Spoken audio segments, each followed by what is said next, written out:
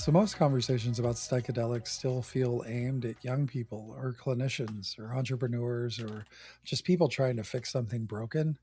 But what happens when the person entering that experience is 60, 70, or even 80 years old? What happens when that question isn't who am I becoming, but what do I do with the life I've already lived? So today we're going to be talking with Abbie Rosner. She's the author of Psychedelics and the Counterculture of Aging, a book about older adults using psychedelics not as nostalgia or rebellion, and not as a fountain of youth, but as a way to look at healing, intimacy, spirituality, mortality, and what it means to become an elder in a culture that often doesn't really know what to do with its elders. Welcome back to Divergent States. I'm Elite, back with Bryan. How's it going, man? Hey, what's up, brother?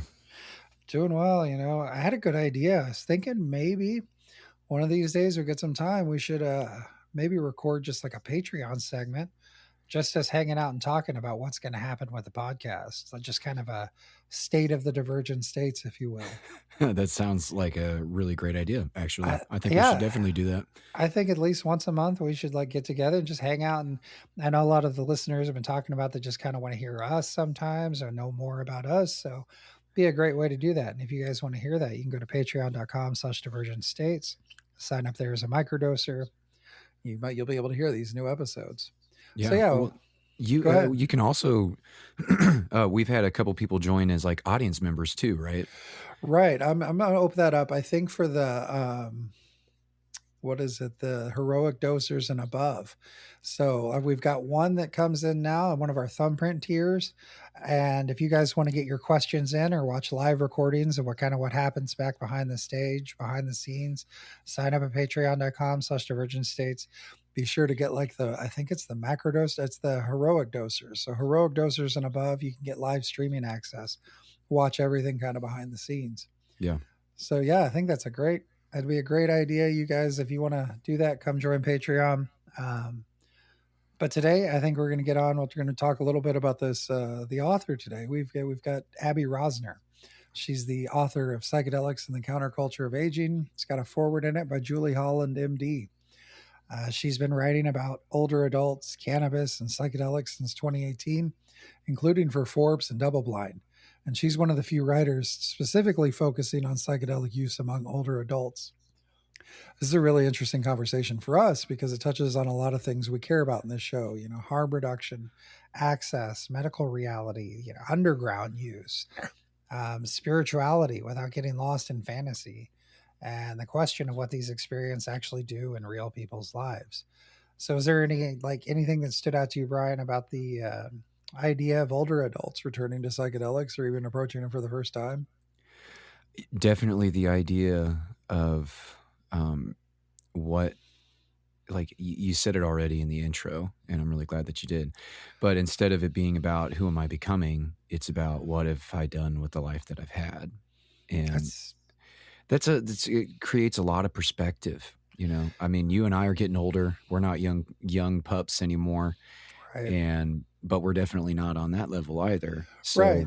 We're kind of stuck in between. So it's good to kind of it is fun. It's really interesting to be able to see that kind of back and forth, like being kind of stuck between it right now, but seeing both worlds. Right. Yeah, I think it's great. So it's going to be a really good, interesting interview. Before we get into it, Divergent States is proud to be connected with the Zendo Project. Zendo does psychedelic peer support, harm reduction work at events, and we're Zendo Project ambassadors. We get a little bit of a cut at when we do this, but if you use our code Divergent S10, you can help us out a little, and you can get some really good training. More importantly, we genuinely believe in this work. Harm reduction matters. So if this show matters to you, the best way to keep us alive is go to patreon.com/divergent states. We try to keep these public conversations free, but the Patreon support is what helps us keep doing these long form, independent, non-hypey psychedelic media conversations. So, all right, let's get to Abbie Rosner, and we'll take a music break, and we'll be right back.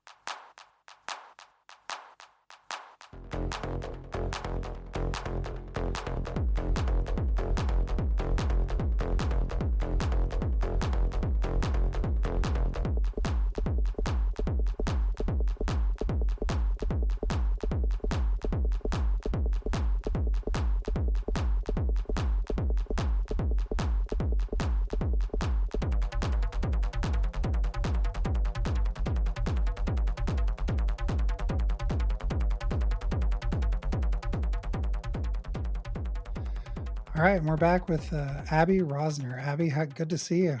Yeah, great to be here. Thanks so much, Lee. Yeah, no problem.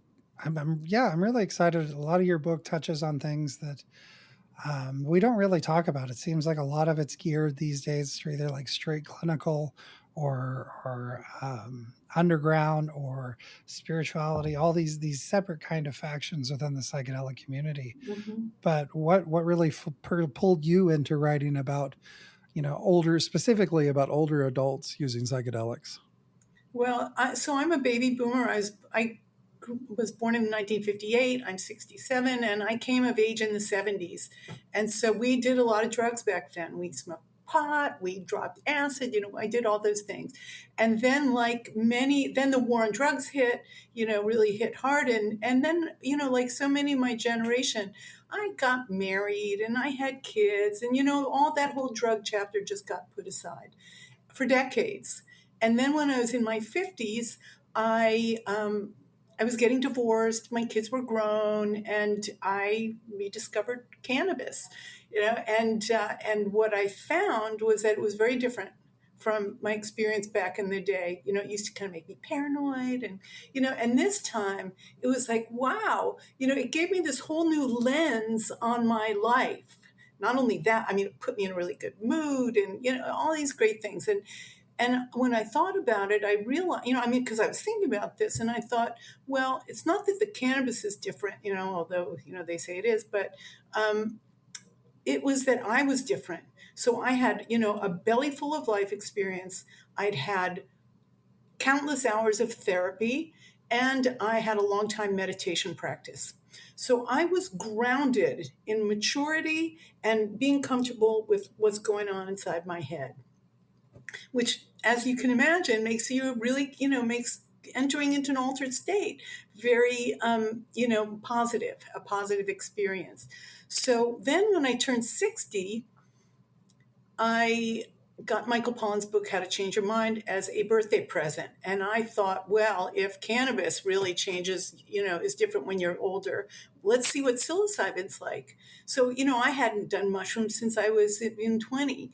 And so I didn't know where to find my mushrooms. So I didn't have a dealer or anybody that I didn't know where to get them. So I found a double blind course and I grew my own, golden teacher mushrooms, and had this amazing journey. And so I'm a writer, and I thought to myself, this is really something that I wanted to write about for my peers. And what really got me, started was in Michael Pollan's book, the studies with the terminal cancer patients. And I thought to myself, life is a terminal condition. We're all going to die. And, as you get older, that becomes, very apparent.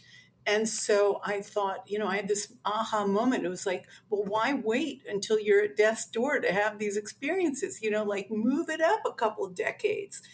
And so that kind of got me thinking about, okay, well, maybe it's not just about dying well, it's about aging well. And so, it's like I was, connecting all the dots. And so that really was what set me off on this journey. And I thought, okay, well, for me, psychedelics were very different in my psychedelic experience was very different in my older life. Well, let me go out and see if this is a thing, if it's not just me.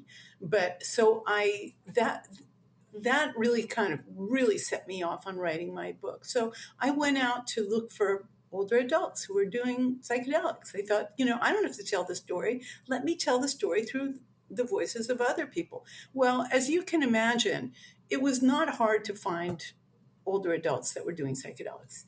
You just scratch the surface a little bit and there they are. Discreet. Everybody's kind of discreet because, we grew up and more on drugs. So you don't, you keep your illicit drug use close to the chest. But they were out there at ceremony. I'd go to ceremonies and there were the gray haired folks and so I talked to facilitators, mostly this is mostly an underground phenomenon. And I ended up talking to 36 older psychonauts, different medicines, different backgrounds, different intentions, some people for, to resolve their trauma, some people to, just to explore, to connect to their spirituality, some people, for fun and intimacy, so there was like all these things that these older adults were experiencing. And so as I assembled all these accounts, well, for one thing, it was a gorgeous experience, talking to all these older people. Like for me, it felt like, oh my God, I'm finding my tribe. It was really, really great. And then, but also what I was hearing from them was just really over and over again, like, this is the happiest time of my life. This is the most wonderful time of my life. I have never been happy. I've never been more myself. And what I was, I'm putting together this picture of like, oh, wait a minute, everything that they've told us about older age, that it's a time of decline and you're irrelevant and, and like, go away, you old person, ick, ick. It wasn't true. It was like all these people are saying, quite the opposite, and be included. I'm finding it myself. So anyway, so that's how we came to the counterculture of aging. It's like, fuck this society and what they tell us about old age. Let's show them that actually it's much it's a much more positive thing to be an elder. Let's wear it as a badge of honor. But I just, I know I'm going on. I just want to add one point, which is really important to this whole story, which is the element of activism. Because we're the generation that, well, for one thing, we're the generation that revolutionized youth. So now we're like poised to revolutionize older age, in the same spirit. But if you go to demonstrations, and I live in Washington, D.C., so when I go to demonstrations, it's all me and the old gray haired people. We've got activism in our genes, in our blood. And I want to see, and it's not just individual transformation that's happening, but I'm really hoping to see a movement, and I think there's seeds of it are happening. An conscious elderhood movement where we become activists and really aggregate our power. So that's a lot, but that's kind of the story. Yeah, no, it's all good. Me personally, I think, like, in my own personal views, I think that all drugs should be legalized for anybody over 65. I I mean, agree. people are retiring at that age. You're going to, what? Let them have their fun. They can do it however they want. So, Well, I'm, there's a real point to that, because for one thing, this is a time of life where you start to ask the big questions. Has my life, what's the meaning of my life? Have I lived my authentic life? All these, do I want to walk around for my next 20, 30 years carrying this burden of trauma that I'm carrying? So you're really asking these big questions. And so intentional psychedelic work is just ideal for specifically that kind of inquiry. But another point about it is that, like, to me, let's say maybe you don't want to, when you're in your 70s, 60s, and 70s, you really don't want to like strap on your backpack and go down to Peru. But you can, exploring your inner world through the lenses of different medicines is a kind of travel, that older adults, doesn't matter what their physical, well, I mean, it does kind of matter, but I mean, there are circumstances, but in general, that these are opportunities to, to really do this kind of tourism, psychedelic tourism, right. internal tourism. So No, yeah, that it makes sense, and yeah, it does. It gives you that time, and also you have that perspective later on life. I know it was kind of the same. You talked about um, how you'd taken a break and and had kids, and I think a lot of us find that as you go in life, you take a break, you slow down, and kind of put that stuff to the side. But the kids are gone. You got an empty nest. It's time to work on. You can look at yourself. You can do the exactly, work on yourself, right? exactly. Yeah, and so yeah, it makes a lot of sense, and we've had I think it was Caesar Marin came on, just I think the second episode of this season was talking about microdosing over 50, and it's kind of the same kind of the same vein, I guess, is how I'd put it. Just how older people are coming, and the older generation. And if it's one generation, I'm not, no offense or anything, one generation that really needs some healing, it's the boomers a lot of times. So Very much so. Very yeah, much so. there's a lot of trauma and a lot of repressed trauma there is why I'm not Yeah. throwing any shade or anything, but No, there's that's just what it is. It's what it is. yeah, When I interviewed all these people, how many stories I heard about dysfunctional childhoods and sexual abuse. I mean, we just, yeah, there's a lot of stuff that people are carrying around in them. And, to our credit, I would like to say that I think we did a better job maybe at child raising than the previous generations. I just, yeah. I mean, I sometimes think of how sad that is sometimes, but I do think of it that it is better. At least we're trying to, because the reason I say sad is because if this is how we were raised, imagine how badly our parents must have been raised and how right, badly their parents must. right, So right. yeah, but we're getting there. We're coming out of that. And I mean, it Mhm. takes time, a lot of time to heal that trauma. Yeah, I Um, think so. I think so. yeah.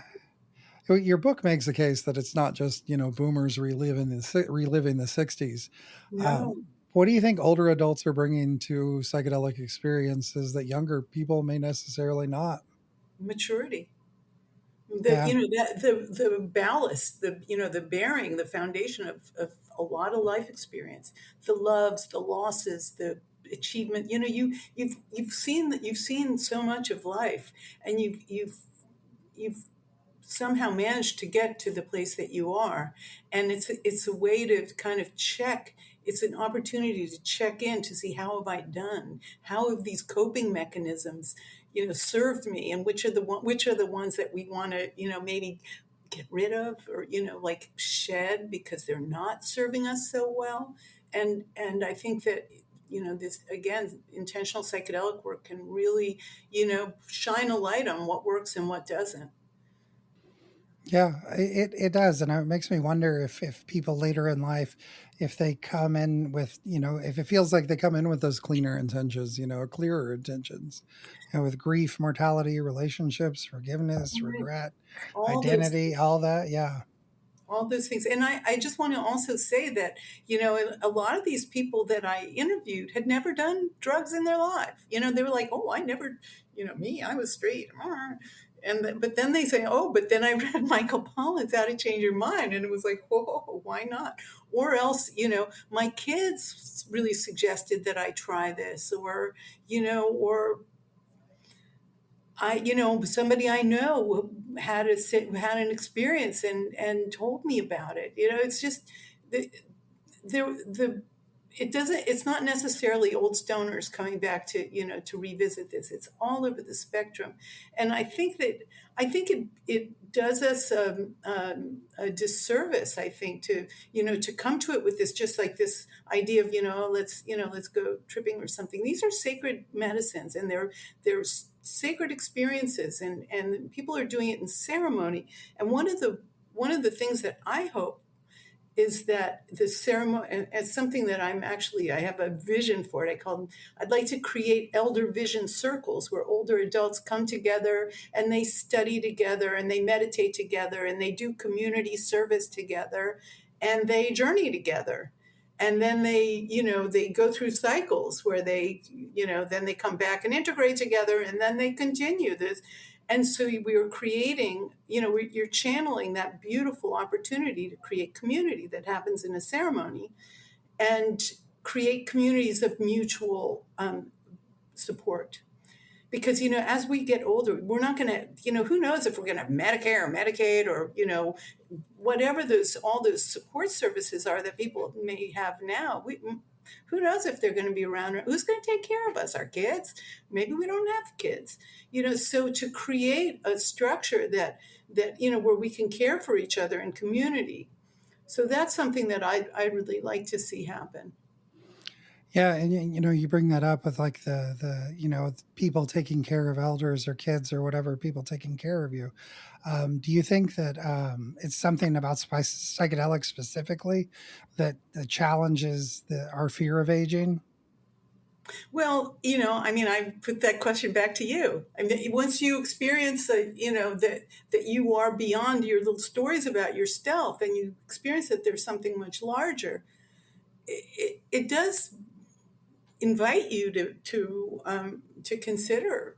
I mean, this is what my beginning point when I was looking at the research with the terminal cancer patients. It was like how with 2 sessions with psilocybin in therapy, how do you overcome our most primal fear? Like, you know, uh, well, gee, I'd like to do that, Yeah. and so I think yes, I think absolutely yes. It's clinically proven. No, absolutely. It's a. I think I mean, that's obviously why I think psychedelics, especially this first wave, really kind of set off. This last wave kind of set off was I think it started with those psilocybin and end of life anxiety Right, studies they did, and right, right. and that's really, it's really cool that to see if that this is where we've come from then, Hmm. even so. Right. Well, I mean, everybody talks about psychedelics for end of life. I mean, palliative care and all that. It's really, really well covered and well considered. But the aspect of aging, like that was like, oh, well, wait a minute. We're missing a big story here, because like, why wait? And so I think that, I think that's really to me, it's a very exciting and optimistic uh, story. Oh, it really is. I think Leonard Picard, he was on an earlier episode. He said something to that effect. It's, do you have to be sick to try psychedelics? And I agree. You shouldn't have to. I mean, No, you don't no. need to have cancer and be on death's doorstep to be able to explore your mind. No, You no. And know, I think that, this, like I don't know if I mentioned it, but about being this conscious, I see a conscious elderhood movement emerging where we're just like, claiming elderhood as a distinct time of life, which is actually a time of growth and healing and community and wonder and creativity, all these things that older life can be if you're open to it, and how psychedelics can really be an opening for for that kind of reframing of what older life is, elderhood. yeah, almost a reclaiming It's a from, reclaiming. I mean, yeah, this is other cultures, but in a way, it's a reclaiming. But it's like I wrote in my Substack about the psychedelics and the rise of the badass elder. It's like we're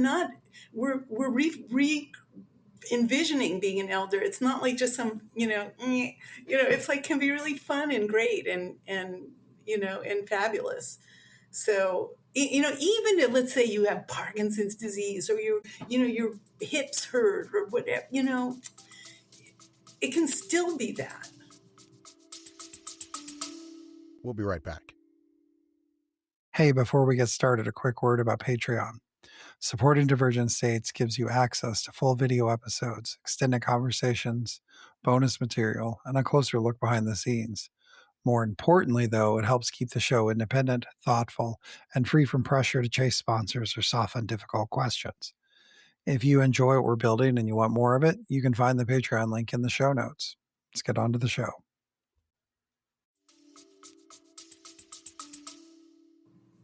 Yeah, well, I mean, one of the things that stood out to me about your book is it seems to treat aging not as a decline, but the possible stage of depth. Is that something that psychedelics really helped you see more clearly? Well, yeah, the short answer is yes. And one of the things that I think that, to be a psychonaut, the skills of a psychonaut require that you have to be able to, let go. Let go where the mystery takes you, just go in with it. Don't resist. And that to me is a dress rehearsal for death. I mean, that's exactly what's going to happen. Oh, hopefully, if you're conscious, if you're have the good fortune to be able to go into death, intentionally, then you can actually. I mean, like to me, it's going to be the most amazing reveal party of one could imagine.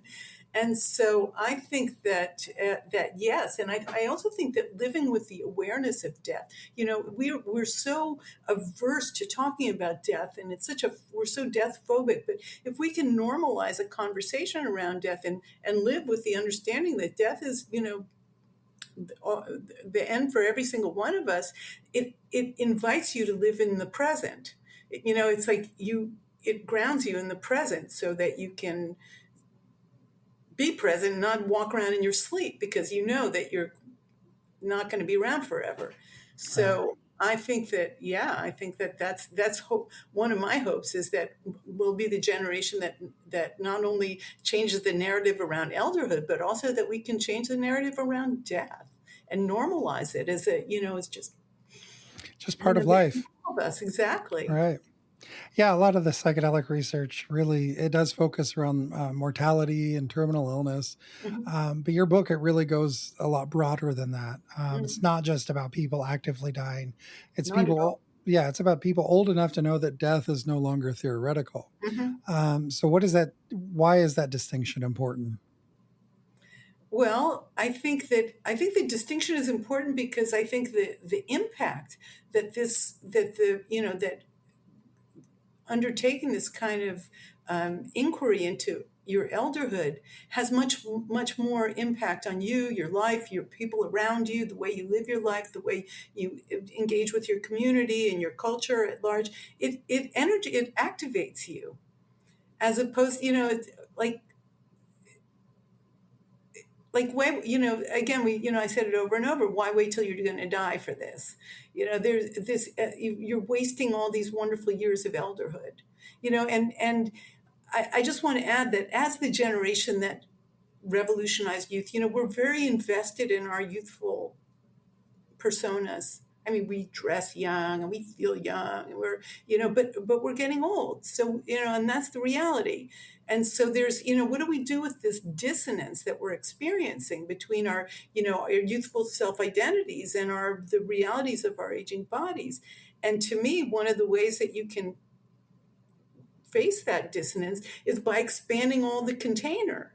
Like, yes, I have my young parts in me. They're still there, and yes, I have all the wisdom of a life fully lived. It all can be there. That's all a part of me. I don't have to negate one part or negate the other, but that I can I can be it all. My container can be larger, and that's what psychedelics do. Right. It yeah, it gives you kind of a almost outside perspective a lot of times, even more than just even a third party perspective, it seems, but almost a deistic perspective on the whole, everything, which is it's kind of Mhm. a wild Right. way, Mhm. but or wild Right. thing that it does. But Mhm. so, do you think that psychedelics just really help people accept death, or do you think that's just kind of too simplistic? Or Well, I talked to 36 people. So I really, I mean, that's a fair number. I don't think it's enough to, scientifically reach, conclusions but all I can say is that in my experience, I mean, I did hear from multiple people that yes, like this one guy said, all of a sudden I find that like because I don't want to die tomorrow but I find all of a sudden I just find I'm not afraid of it anymore. It just kind of like organically happened. But we're talking a lot about death, but I just want to mention one of the things that really was touching for me as I did all these interviews was how many people like really never experienced what it felt like to be loved. They didn't have that, like, we were talking earlier about the dysfunctional childhoods. You know, People who were in their 60s and 70s for the first time in their lives, knowing what it felt like to be held in love, the grace that you get from that beautiful feeling. It You're never too old for that, and how it's softened people's lives in their, so that they can live their 60s and their 70s and their 80s with that softness in them. Very, very, very beautiful. You know, we're busy in our 30s, our 40s, our 50s. We're so busy, busy, busy, living life and supporting all the people and, you know, doing all the things that we have to do and all the expectations and all the responsibilities. And then, you know, I talk to people and they were like, I'm done. I'm done doing everything for other people. I want to do things for myself. But who am I even? Like who am I? I don't even know. And then then they have these psychedelic experiences and there was like, oh, something, you know, this one guy, he had this little guy that jumped out of his chest, you know, it was this little jumpy guy because he was a dancer. He loved to dance as a child, dance and sing, and they told him, you know, be quiet, shut up. And it was, he said if anything put that little jumpy guy, shut it down, it was shame. He said, and I don't want to live in shame. I don't want that shame. And it's 70. He's like, you know, screw that. I'm going to dance and sing and have a ball. Yeah, it sounds almost as if they're losing that fear of death and gaining life, basically. Like Exactly. suddenly they can enjoy life again and Right. see it Well, for what it is. right. And also, people are saying to me, I just don't care. I don't care what other people think. I don't care what other people say. I have X amount of time left, and I'm going to live it the way I want to live it. If that means I'm going to, you know, explore psychedelics, so be it. Right. And you know, as we talk a lot about older adults, you know, the you know, using psychedelics and doing this, you know, it's a lot different than say a 25-year-old going to a festival and eating a bunch of, Very you different. know, eating a tin strip. Did you find, you know, like there any age specific risks that people should really think about before indulging? Oh yeah, absolutely. I mean, that's, you know, it's one of the things that I talk about in my book. You know, it's not like going to a party or a concert or a rave or whatever. For older adults, these are more intentional. They're more we're more risk averse. We're more, you know, we're more circumspect about the whole thing. And there's a process of due diligence that you have to do. Any older adult, you have to check, is my medical condition conducive to this? What about the medicines that I take? You know, are they going to be contraindicated with, you know, maybe my heart condition? I better not do MDMA. You know, there are definitely considerations that older adults need to be conscious of as they, you know, contemplate having an experience like this. It's pretty Yeah, great. I would agree with that, and I think to even add to that would be about like facilitators. Be careful of who you're working with. And in your book, you cover both the clinical research and best practices for Mhm. safer journey, and while also acknowledging that older adult specific safety data is still limited. How do you talk about safety without either, you know, fear mongering to anyone or also overselling it either? You don't want to do either. Well, that's kind of in a way that's kind of the beauty of older adults is that we're, you know, we really do know how to do our own risk benefit assessments. You know, we're mature. We're not teenagers. We, you know, we can read, we can learn, we can understand the risks, and then make our own decisions. Now, what I do mention in my book is that, you know, let's say you don't feel comfortable asking your doctor about your, you know, your medical condition. I mentioned, you know, Ben Malcolm, the spirit pharmacist. You know, you can reach out to and get a consultation with him or other people like him, and they will tell you very straight up what, you know, what your risks are so that you can understand, and, you know, and how to reduce the, you know, the risks. So that, but yeah, definitely, I think, you know, I think it's incumbent upon the older adult to do their homework. And you know, we didn't you mentioned now facilitators, and that's one of the things that I think is important in my book, is to explain to older adults that if you haven't had these experiences, you know, if you don't feel comfortable with, you know, doing them, that it's really advisable to work with a facilitator. And the facilitator, if they're a good facilitator, they will do the screening with you. You know, they'll help you check. You know, they don't want to take the risk, and neither do you. So, Yeah, what would you say would be probably be the best question you could ask a potential facilitator? oh, that's the best question. Um, I think that there's always, I think you have to ask yourself, do you trust this person? Is this a person that you trust implicitly, after you sit and talk with them and have an interview with them even, is this somebody that I can really, let go and feel like I'm supported by? And I think, the facilitator has to ask the same thing. Right. Yeah, it's a two-way street there, but yeah, it can be kind of a tricky situation which way you go and everything. So, Absolutely. just as you said, do your due diligence, be smart Mhm. about it. Right. I Uh, think in general, there's, on the adverse, all the adverse outcomes that we read about, with Jules Evans and all the, bad trips and everything. But I think that for older adults, I think that when they, all the due diligence and all the preparation, all the things ideally that they do to create a safe setting are going to probably really reduce the risk of bad psychological outcomes. yeah, it's the access question is messy, and your book covers a range from legal routes like ketamine, Hmm. clinical trials, overseas retreats, Hmm. state legal psilocybin programs, to underground ceremonies and legally Right. gray psychedelic churches. Hmm. For older adults, what does that landscape kind of look like right now? Well, so the landscape right now looks pretty underground. The overseas retreats are pricey, as you know. Um, the underground is unregulated, but people are finding their way to it, certainly.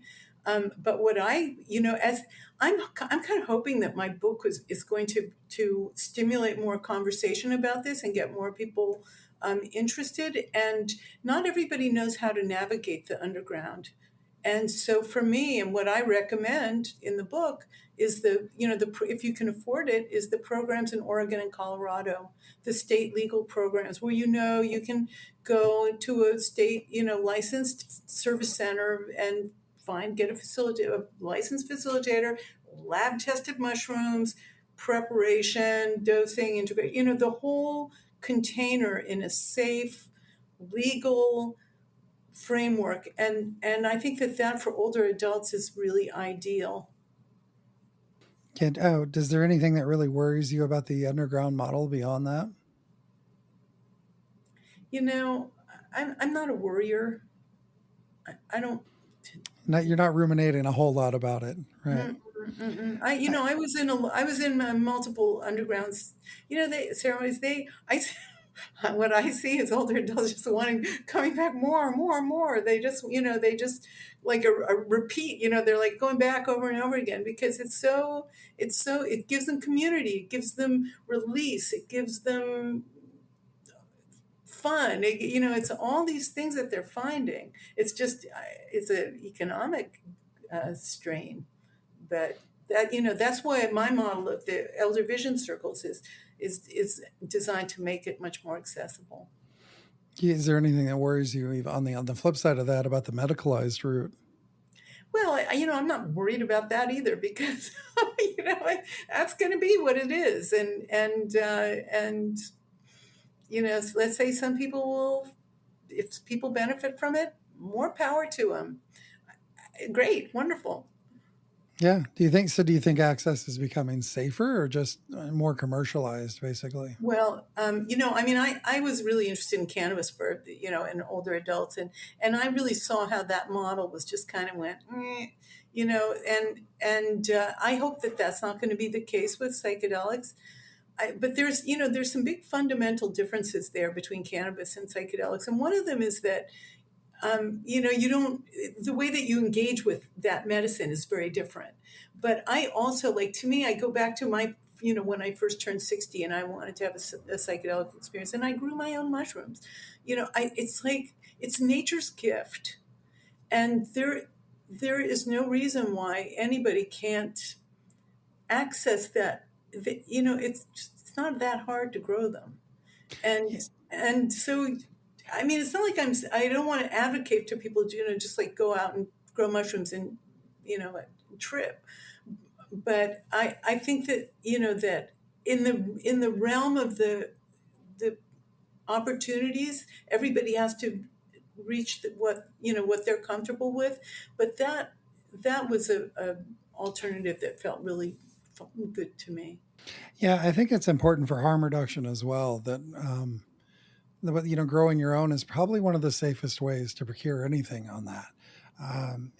They're relatively simple, not a lot of equipment or a lot of know-how. You really have to learn, but you know what you're getting. You know it's not being cross-contaminated. Exactly. So And I think that I used to forage. I used to like go out and gather edible wild plants, and I loved the fact that they weren't cultivated. It was like nature's gift.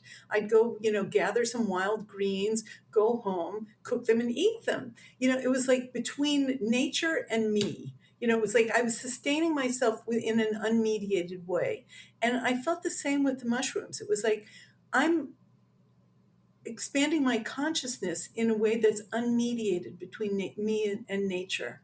And I just loved that. yeah, it is. I think that the cognitive liberty is a very, we've kind of touched on it a little bit in the interview so far, but I think that's a real important kind of just principle that Mhm. everybody, a lot of psychonauts, especially, we all seem to kind of live by anyway, is we, Mhm. that liberty to explore your own mind. To Right, right, so, and I think that kind of goes hand in hand with, as you're talking about exploring nature, is it, you're exploring your own mind, you're exploring nature. These are natural things. These are not things that have to be changed or adulterated in order for right, us to enjoy. So right. And also, we're talking about end of, at older age. As let's say that you're looking down the line at, at the end, and being able to do that kind of introspection through the lenses of these different medicines. I just think it's an incredible gift that you can give yourself in as you become a conscious elder. yeah, there's so much there that just being able to kind of look at, like as I mentioned before, kind of the third party or an outside perspective, just to kind of to see that from the maturity of age, to see the overview of all of that. So Right, right. I really, I really, I resonate with that a lot. But one of the suggested topics that you talk about in your interview sheet in your book, I guess, is the difference between psychedelic therapy and psychedelic wellness. Where do you draw the line for that? Well, it's a blurry line. In fact, I don't think I would want to draw one. I maybe to be, a big fat brush stroke. Kind Um, of let it stay a gray area. yeah, yeah, because who doesn't have issues that they're dealing with? And yet I don't know, maybe a matter of intention. I don't even want to say that. There are people that go in, to their experience, and they think that they're just doing it for their expansion. And then they find, oh my God, they just touched, they just opened Pandora's box of some trauma that they hadn't really thought about.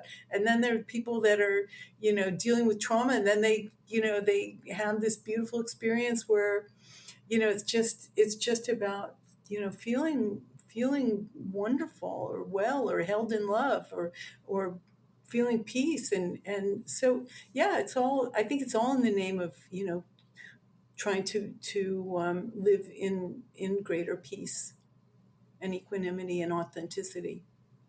Yeah. So, like, if someone has grief, loneliness, existential fear, desire for human meaning, is that therapy, wellness, religion, or just being a human being? Well, I think that our culture, like you mentioned, grief. We are many of us, as we grow up and live our adult lives, we shove a lot of stuff down. We don't want to give expression to it. You lose somebody, your heart was broken, whatever. You just kind of shut it up and lock it up, and then you have a good psilocybin experience, and you weep for hours. And it's an opportunity to express these things, these feelings and emotions that have been just shut down, and it's such a healthy thing. It's such a release and a wonderful, wonderful opening that that these medicines give.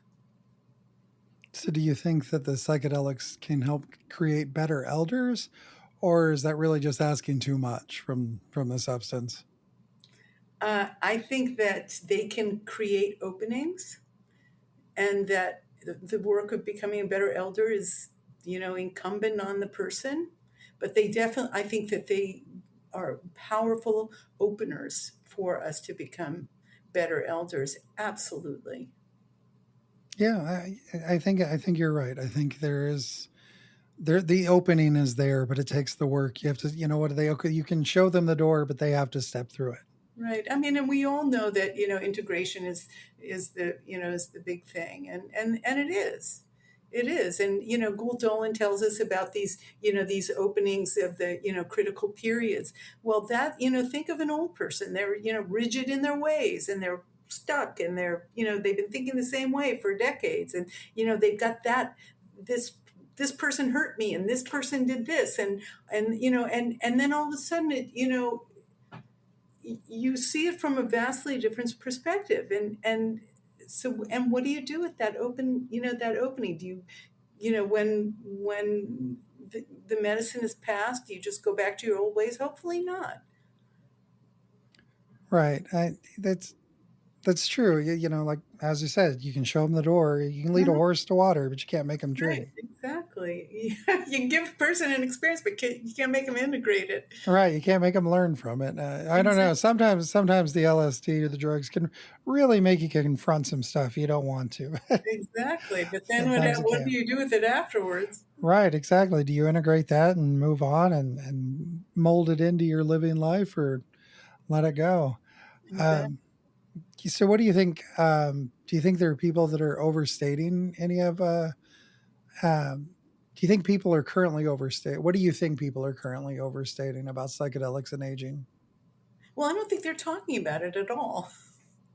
It's not. Not so much. No, it's like me. I'm the only one that's talking about it for whatever bizarre reason. I'm not the only one, but I mean, I'm really one. Let's just say one of the few. One of the few. It really the most of the conversation is about end of life. Yeah, I did. There was a scientific paper, I think, or something a few weeks ago. I think they gave somebody How who was about the like, Alzheimer's? yeah, Alzheimer's, 80 years old with Yeah, Alzheimer's and 86. Yeah. unable to speak. I wrote about that in my Substack too. I mean, that definitely made a big splash. Yeah, there was some friction there too, because people Yeah, are yeah. saying, should we really be giving someone 80? Can they even consent to this kind of Right. Well, treatment? right. I mean, that's the informed consent issue is of course, the big, the elephant in the room there. It's that's really the problem. But, what I wrote in my Substack is that, once you put something viral out like that, and you say, don't try this at home, people are going to try it at home. I can guarantee you. And that, and the only, thing that I'm not too worried is that psilocybin is basically it's not that dangerous. It's I mean, I would like, agree, tend to agree. to be clear, I am not endorsing that in any way, shape, or form. But in the real world, when we step off of our academic, high horse and look at what's really going to happen out there, it's going to happen. Yeah. And maybe people will have amazing experiences. I don't know. I don't know. But these are decisions that people are going to make. People do make all kind of dumbass decisions, and so this one, like, let's say it's there are worse substances that one could give to a person with dementia and Alzheimer's than psilocybin. Oh yeah, that's for sure.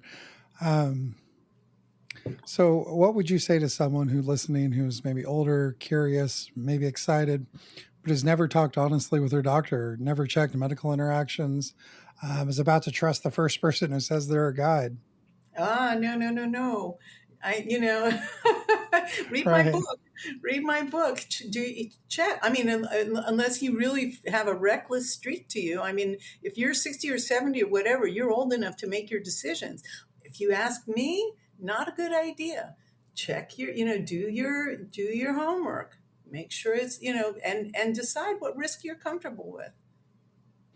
Yeah, that's good advice. You're gonna have to figure out for yourself. Put on Right. your big boy pants and Exactly. figure it out. Right. This is what we recommend. If you don't want to do it, okay. But Right. be prepared for if it, whatever. I don't know. People are. This is why I'm always happy that I'm working with older adults and not teenagers. It's like we know we can. We're basically pretty responsible about. We're not so like we've been burned enough times. We've done enough stupid shit that we really don't feel like doing stuff that's gonna intentionally harm ourselves. So, what do you hope older listeners will take away from all this? Well, I think that I'd like to invite older listeners to rethink what they assume about psychedelics, and think of them less as the recreational drugs of their past that they associated with bad trips and all those things, and think of them more as sacred medicines, as opportunities to open into a sacred space that can help them to grow and heal and expand, and to approach them appropriately, with reverence, with respect, with intention, and responsibly. And that, with all of that said, I think that they can um, really find incredible opportunities for reimagining the way that they're going to experience older age. I know. Where can people find your book and follow your work? Okay, so my book is, it's available on Amazon. It'll be available July 7th. That's the official launch date. If you get it through the publisher, which is Inner Traditions Press, they're shipping them now. So they're already available, and they're actually less than on Amazon. So I would always recommend something other than Amazon for buying.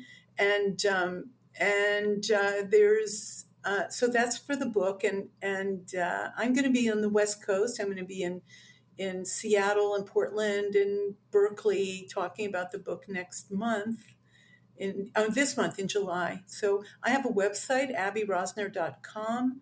I also write a Substack on older psychedelics and older life it's called Elder Revolution. Elder Revolution Substack. Well, it's www.abbierosner.substack.com. I don't know. Maybe you can put it in the show notes. Yeah, And I'll shove those in there for sure. okay, and that's and reach out to me. I always love to hear from people. So older psychonauts. Right. Yes. Yeah. In fact, talking about your book, one of our Patreon users just said they just picked up a copy. So Oh, good. we're going to be talking. I'll probably get some questions from them over in the Patreon section. But Okay. that's the end of the public episode. We're going to keep talking to Abbie for Patreon. In the Okay. Patreon section, I want to get a little more personal and practical. What Okay. integration looks like in older life, what families often misunderstand, how people can talk to adult children or partners about these life experiences, and what it means to carry an experience forward when you're not trying to become a new person so much as make peace with the life you've lived. Right. Before we go there, if you value what we're doing with Divergent States, Patreon is the most direct way to support the show. If you don't want this to become a hype platform, we don't want to chase sponsors that don't fit. Patreon helps us keep grounding, asking these grounded questions and having real conversations. And again, check out the Zendo project. If you care about psychedelic harm reduction and peer support, use our code DivergentS10 if that makes sense for you. With this disclosure that we could receive financial benefit from that. So, all right, Patreon members, stick around. The rest of you guys, I'll talk to you in a minute.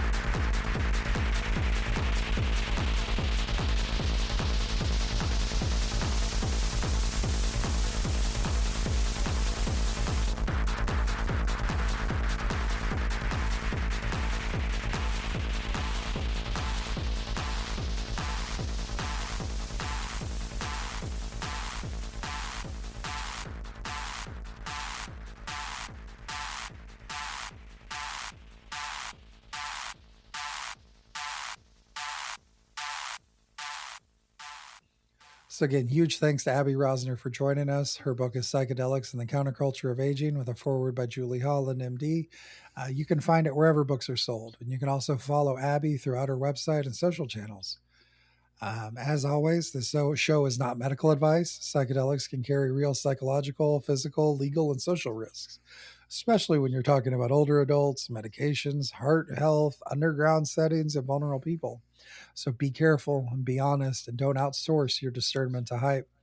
So, Bryan, what did you do? How did you feel about the conversation we had? One, I was really impressed. Abbie, for whatever reason, I don't know why I feel this way, but she reminds me of like Jamie Lee Curtis. A little some bit. reason. I get that vibe. I know what you're talking about.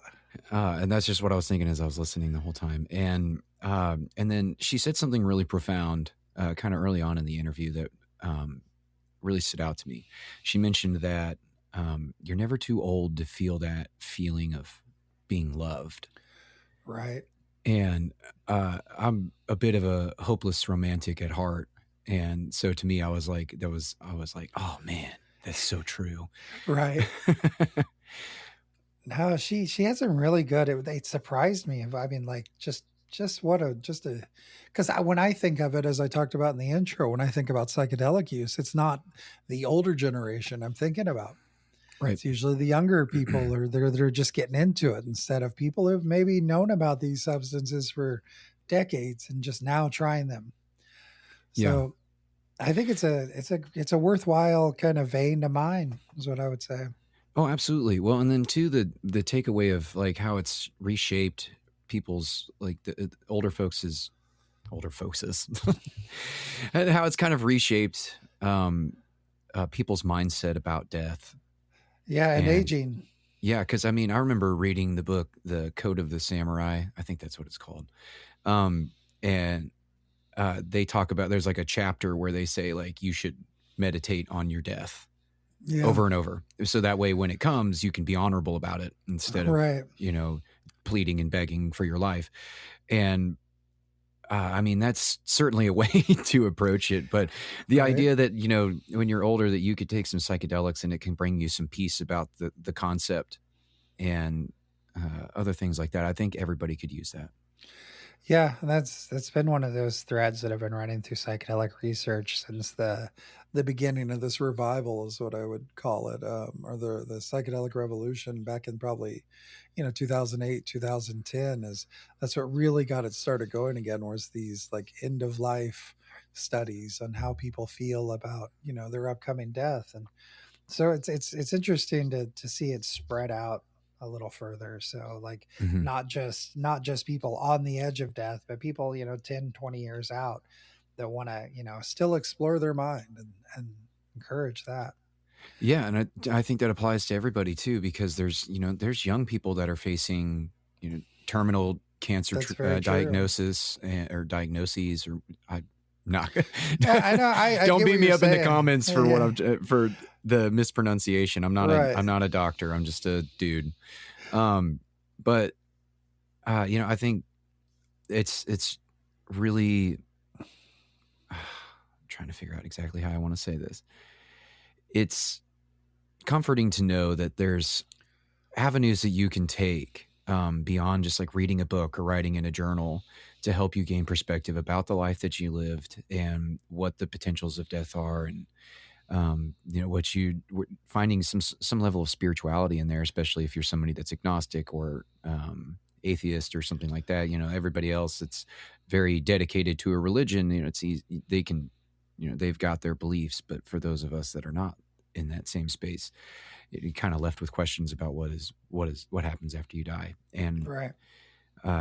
Just, I don't know. It's really cool that she took the time to write this book about this concept. Yeah, it's a really good book too. Again, you guys, her book is called Psychedelics and the Counterculture of Aging. You can find it wherever books are sold.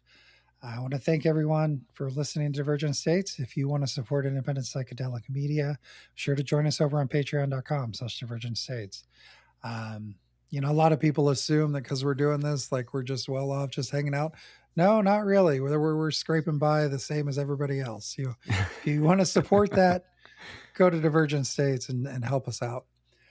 If you and check out the Zendo project for psychedelic peer support and harm reduction work. Use the code Divergent S10. We could receive a financial benefit if you use training through them, but it helps keep the podcast going, and you can get continuing education hours with that. So again, thank you. I'm Elite with Bryan, and we'll see you next time. Catch you guys later.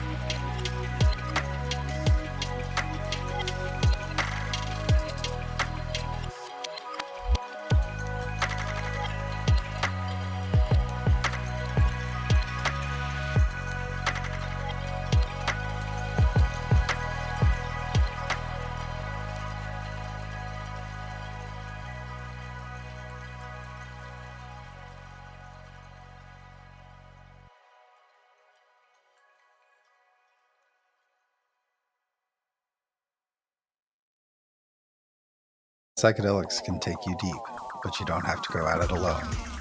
Fireside Project is your trusted companion on the psychedelic path. If you're having a tough trip, their free, anonymous support line is just a call or text away at 62-FIRESIDE. Planning a journey? Fireside certified coaches offer personalized video sessions to help you prepare and integrate, starting with a free 20-minute consult.